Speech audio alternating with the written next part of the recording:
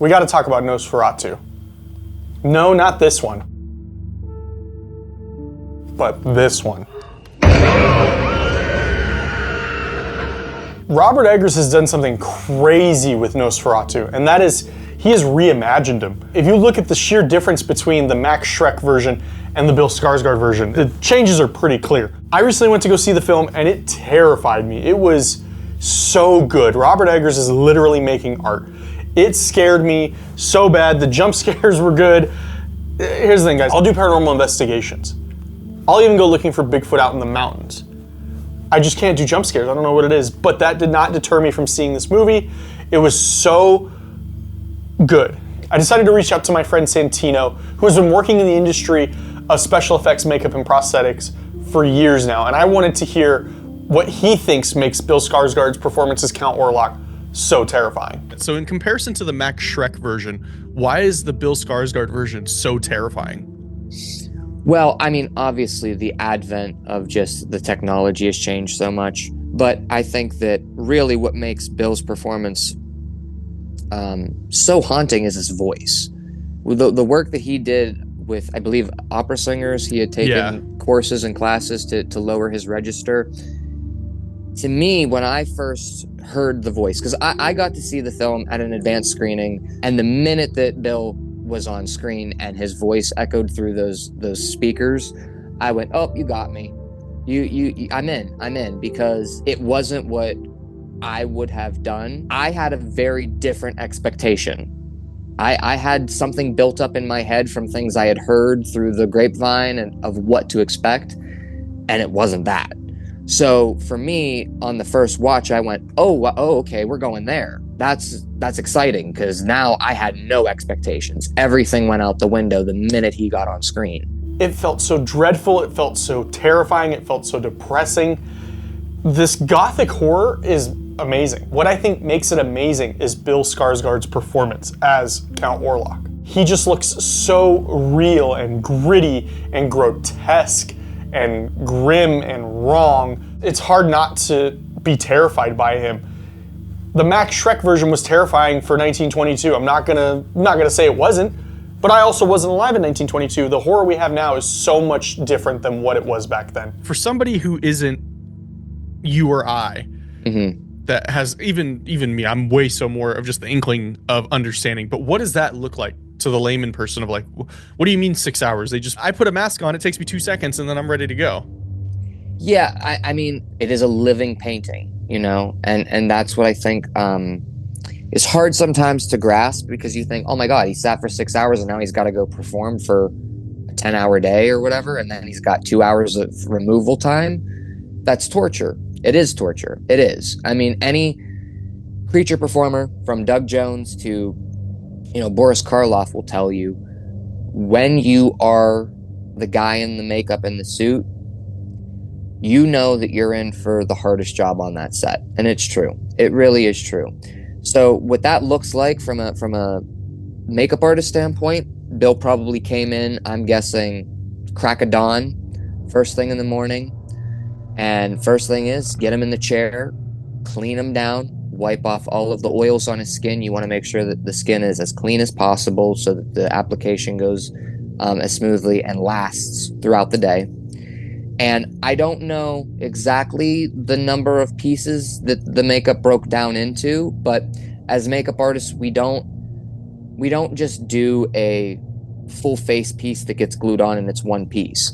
It's typically 7 or 8 small pieces that get patched on almost like a jigsaw puzzle, because again, you don't want to lose your actor beneath it, but yet you are transforming them. So I'm assuming, based on what I saw of the design, he probably had a back of the head appliance that was like a bald cap piece that then the wig sat over, a brow piece, a nose piece, the upper lip, I'm assuming, was probably just his upper lip with the mustache glued on, cheek appliances, a chin, the neck, which is the neck piece, probably came down to his chest.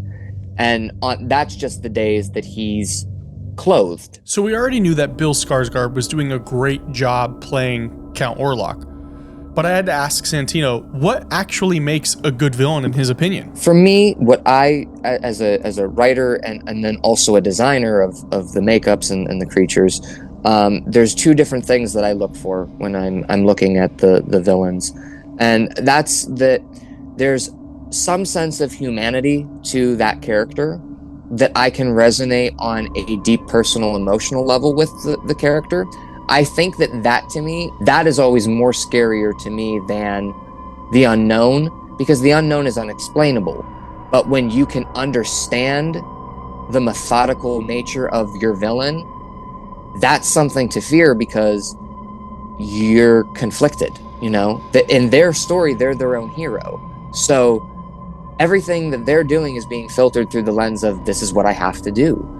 And when you have a mission, that's terrifying, you know, as opposed to just chaos that is just chaos for the sake of chaos. From the writing aspect of Orlok, or just any villain in general, I don't necessarily need to know all of their history and all of their backstory, but there needs to be some nugget of it that I can go, ooh, that could really happen. Now, from a design standpoint, it's a little more nuanced and a little harder to explain, but for me, I look for iconography.